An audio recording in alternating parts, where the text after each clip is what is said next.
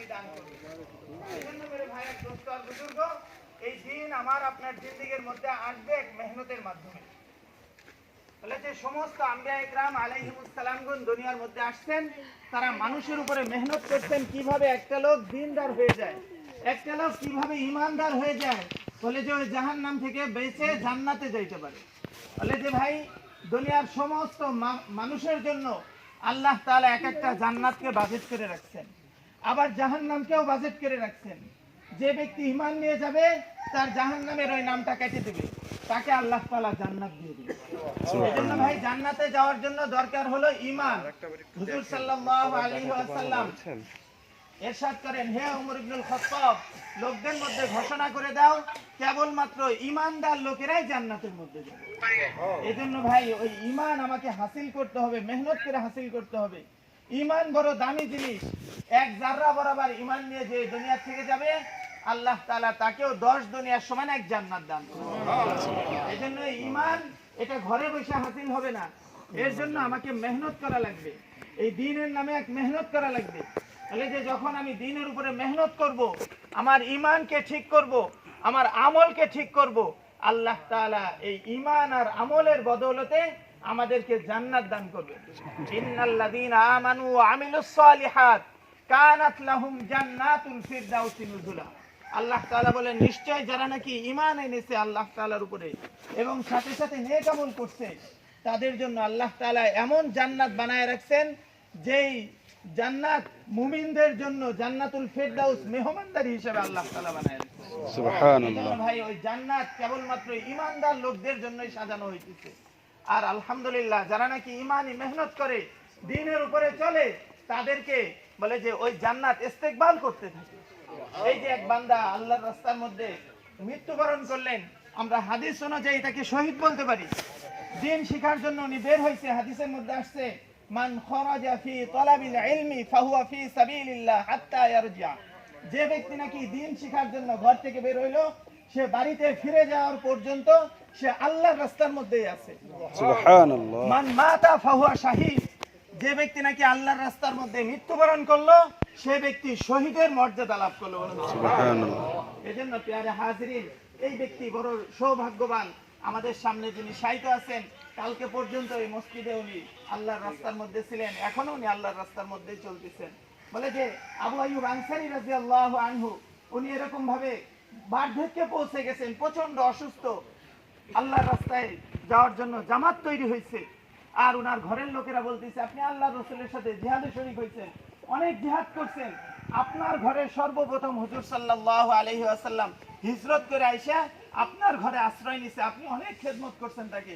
এই বার্ধক্য বয়সে চলতে পারেন না, অসুস্থ, কখন যেন আপনার ইন্তেকাল হয়ে যায়, এখন আপনি কি জন্য আল্লাহর রাস্তার মধ্যে যাবেন? আবু আইয়ুব আনসারী রাদিয়াল্লাহু আনহু বলতেছিলেন, আমাকে এই আয়াত ঘরে থাকতে দিতেছে না, ইনফিরু খিফাফা ওয়া সিকালা ওয়া জাহিদু ফি সাবিলিল্লাহ। তোমরা হালকা হও আর ভারী হও, সুস্থ হও আর অসুস্থ হও, যে অবস্থায় থাকো না কেন, তোমরা আল্লাহর রাস্তার মধ্যে জানমাল নিয়ে বের হয়ে যাও। বলে যে আবু আইয়ুব আনসারী রাদিয়াল্লাহু আনহু বের হয়ে গেছেন, আর ওনার সাথীদেরকে উনি এরকম ভাবে ওসিয়ত করছেন, এই সফরের মধ্যে যদি আমার ইন্তেকাল হয়ে যায়, তাহলে যেখানে এই সফরের মঞ্জিল হবে, যেখানে রোক হবে, ওই জায়গায় তোমরা আমাকে দাফন করো। পথের মধ্যে ওনার ইন্তেকাল হয়ে গেছে। বলে যে উটের পিঠের উপরে ওনার লাশটা উঠাইয়া দিছে, জামাত চলতেছে, ওনার লাশও আল্লাহর রাস্তার মধ্যে চলতেছে। যাইতে যাইতে যাইতে যাইতে একেবারে শেষ ঠিকানা যেখানে রোক হয়েছে ইস্তাম্বুলের মধ্যে, ওইখানে নিয়ে ওনাকে দাফন করা হয়েছে। মেরে ভাইয়ের দোস্ত আর বুজুর্গ, যে ব্যক্তির ইন্তেকালটা আল্লাহর রাস্তার মধ্যে হইলো, আল্লাহর রাস্তার মধ্যে তার দাফন হইলো, ওই ব্যক্তি কত সৌভাগ্য। হুজুর সাল্লাল্লাহু আলাইহি ওয়াসাল্লাম বলছেন, যে ব্যক্তির ইন্তেকাল আল্লাহর রাস্তার মধ্যে হবে আর ওইখানে তাকে দাফন করা হবে, তার কবর থেকে নিয়ে তার ঘর পর্যন্ত জান্নাতের মধ্যে আল্লাহ তাআলা বিশাল এক বালাখানা তৈরি করেছেন। সুবহানাল্লাহ। মেরে ভাইয়ের দোস্ত আর বুজুর্গ, যে দ্বীনের উপরে আল্লাহ তাআলা সমগ্র মানব জাতির সুখ শান্তি সফলতা ইজ্জত কামিয়াবির ফয়সালা রাখছেন, ওই দ্বীন এটা ঘরে বসে হাসিল করা যাবে না। ওই দিন শেখার জন্য আমাকে আল্লাহর রাস্তার মধ্যে বের হইতে হবে।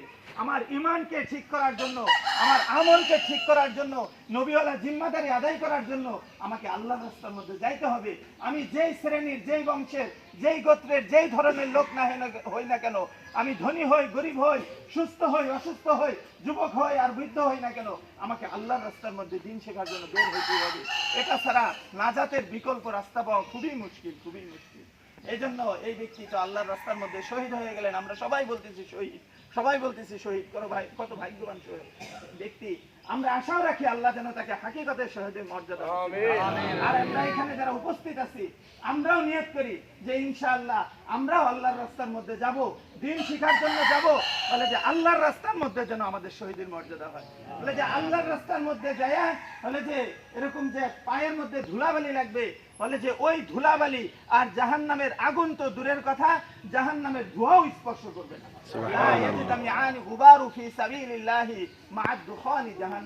বলে যে ওই আল্লাহর রাস্তার ধুলাবালি যেটা আল্লাহর রাস্তার মেহমানের শরীরের মধ্যে লাগছে, বলে যে ওই ধুলাবালি যে গায়ে লাগছে ওই শরীরটা জাহান্নামের ধোঁয়াও স্পর্শ করবে।